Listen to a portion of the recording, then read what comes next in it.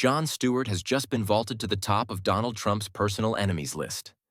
Stewart's mockery of Trump in his Daily Show special episode titled, "It's the all-new, government-approved Daily Show with your patriotically obedient host, Jon Stewart," was satire at its sharpest, from dubbing him the perfectly tinted Trump to mock-praising his UK trip with absurd hyperbole. Trump's legendary warmth and radiance, his gait even more majestic than that of the royal horses. Stewart delivered a masterclass in satire. The over-the-top flattery, echoing the style of propaganda once reserved for he likes of Saddam Hussein, Jong Un, or Vladimir Putin, brilliantly exposed the absurdity of Trump's craving for reverence. What makes the bit hit even harder is that Stewart isn't exaggerating Trump's desires. This is the treatment Trump longs for from America's media: fear, obedience, and fawning praise. And to a degree, he's succeeded. Corporate and legacy outlets often tiptoe around him, wary of the backlash, as if failure to flatter might carry consequences. It's this razor-sharp skewering of authoritarian theatrics that has vaulted Stewart to the top of Trump's personal enemies list, and why Trump wants him sacked. Donald Trump has always been defined by his grudges. He doesn't lead with vision or policy. He leads with vendettas. Every critic, every rival, every comedian who dares to mock him instantly becomes the enemy. My introduction to Trump more than 20 years ago wasn't as a businessman or politician. It was his ugly public feud with Rosie O'Donnell.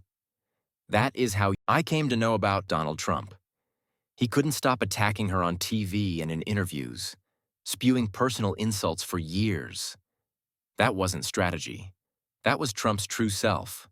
Well, Rosie O'Donnell's disgusting. I mean, both inside and out. You take a look at her, she's a slob.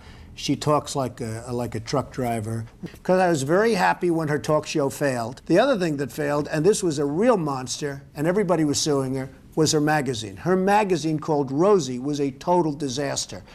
So I loved it. I gloat over it. I think it's wonderful because I like to see bad people fail. Rosie failed.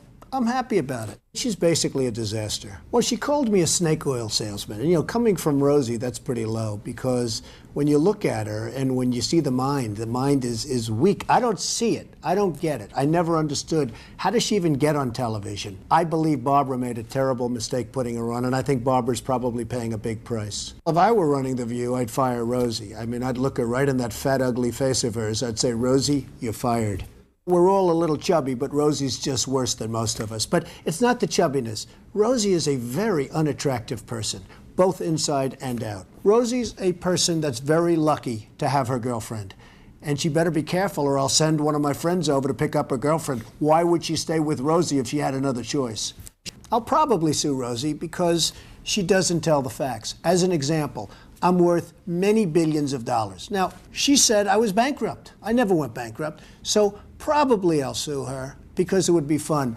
I'd like to take some money out of her fat ass pockets. I actually think they ought to look at her whole life and see where she's coming from, because I think she's got some very deep-seated problems. Perhaps it should be Rosie that goes to rehab. Rosie is a loser. You called women you don't like fat pigs, dogs, slobs, and disgusting animals. Your Twitter account... Only Rosie O'Donnell. For the record, it was well beyond Rosie O'Donnell. Yes, I'm sure it was. Obsessed with revenge. Fast forward to 2011, the White House Correspondents' Dinner. President Obama roasted him in front of the entire world, mocking the birther conspiracy that Trump himself had pushed. The cameras caught Trump's face as the room erupted with laughter. He didn't take it in stride like most normal humans will. He seethed. He stormed out. And according to people close to him, that night planted the seed for his presidential run. Not to serve America, but to get even. This is a too familiar pattern with Trump. For Trump, humiliation is unforgivable. He can sling insults all day long. But the moment the spotlight turns on him, he collapses. He has to destroy whoever made him feel small. That's why he obsesses over late-night hosts. Donald Trump is here tonight. No one is happier, no one is prouder to put this birth certificate matter to rest than the Donald. And that's because he can finally get back to focusing on the issues that matter. Like, did we fake the moon landing? What really happened in Roswell? And where are Biggie and Tupac? Obviously, we all know about your credentials and breadth of experience. For example, no, seriously, just recently, in an episode of Celebrity Apprentice, you, Mr. Trump, recognized that the real problem was a lack of leadership. You fired Gary Busey. And these are the kind of decisions that would keep me up at night. Donald Trump has been saying that he will run for president as a Republican, which is surprising since I just assumed he was running as a joke. Trump's reaction says it all. If looks could kill. Now the New York Times says that evening of public abasement accelerated his ferocious efforts to gain stature within the political world. C-SPAN political editor Steve Scully was there. How did Donald Trump look? Was he upset? It was clear that Donald Trump was not happy. He bolted for the exits before the other people could leave the Washington Hilton. Remember the Oscars? Jimmy Kimmel read Trump's Truth Social rant live on stage. Trump later shared the clip online, but he edited out the punchline, the very moment Kimmel roasted him. Think about that. A two-time president, sitting at home, cutting comedy clips like a bitter YouTuber. That's not strength, that's fragility. I just got a review, and has there ever been a worse host than Jimmy Kimmel at the Oscars? His opening was that of a less-than-average person trying too hard to be something which he is not and never can be. Get rid of Kimmel and perhaps replace him with another washed-up but cheap ABC talent, George Slopanopoulos. He would make everybody on stage look bigger, stronger, and more glamorous. Blah, blah, blah. Make America great again. See if you can guess which former president just posted that on Truth. Thank you for watching. I'm surprised you're still, isn't it past your jail time? It's the same story with Saturday Night Live.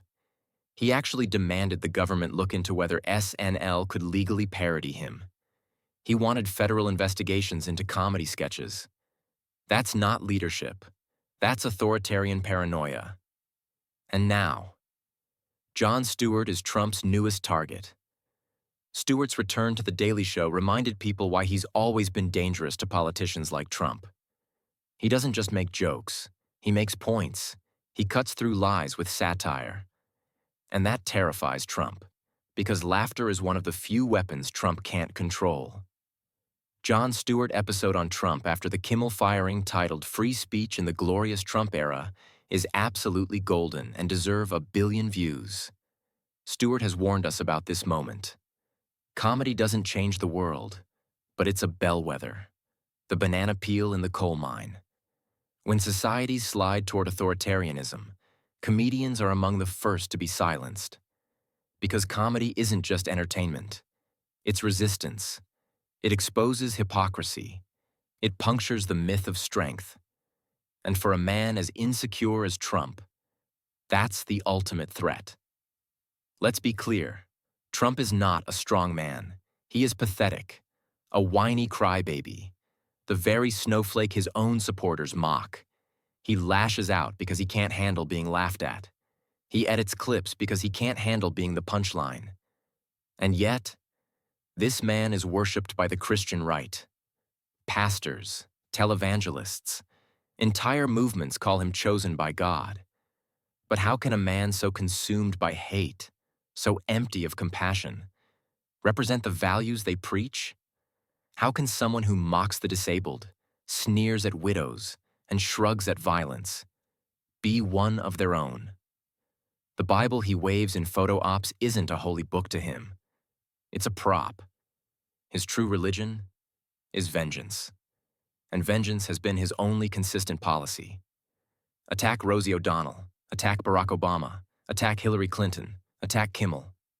Stewart, Alec Baldwin, Gold Star families, NFL players, journalists, judges. The list goes on. This isn't just pettiness, it's dangerous. Trump doesn't want to debate his critics. He wants to destroy them. He has weaponized the Justice Department against rivals. He has deployed the military on American streets and fantasized about using them against protesters.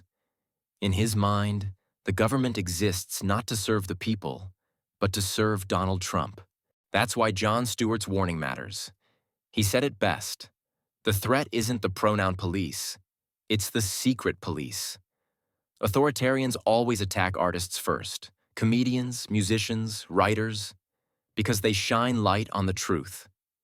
Just imagine, his secret police wear masks to arrest citizens on the streets on America. If what they are doing is legal, why wear face coverings? Why wear masks? Why hide their identity? And Trump has made it clear. Anyone who tells the truth about him will be targeted. Why would he not feel emboldened? The right-wing Supreme Court has given him immunity after all. That would have been the last check on his authoritarian tendencies. But lo, they only empowered him. But here's the irony. Every time Trump lashes out at comedians, he proves their point. Every rant, every meltdown, every deleted post only exposes how brittle he is. Strong leaders don't silence jokes. Strong leaders don't storm out of dinner parties because they got roasted. Strong leaders don't cry on social media about monologues. Trump wants to project strength, but the more he tries to muzzle laughter, the weaker he looks. And the truth is simple. He cannot win this fight. Because no matter how hard he tries, he cannot silence comedy. He cannot silence dissent. And he cannot silence laughter. Not now. Not ever. So, yes, Jon Stewart is in Trump's crossfire now, but the joke, the lasting joke, is still on Trump. Because in the end, ridicule may be the one thing he truly can't survive. The pushback starts here. So, if you are with me in this fight, I would like to ask you for a big favor. Please like the video, share, and subscribe to this channel. It is the only way we can keep going and bringing you these in-depth stories that legacy and corporate media has been coward from reporting on. Thank you for watching the Pushback channel.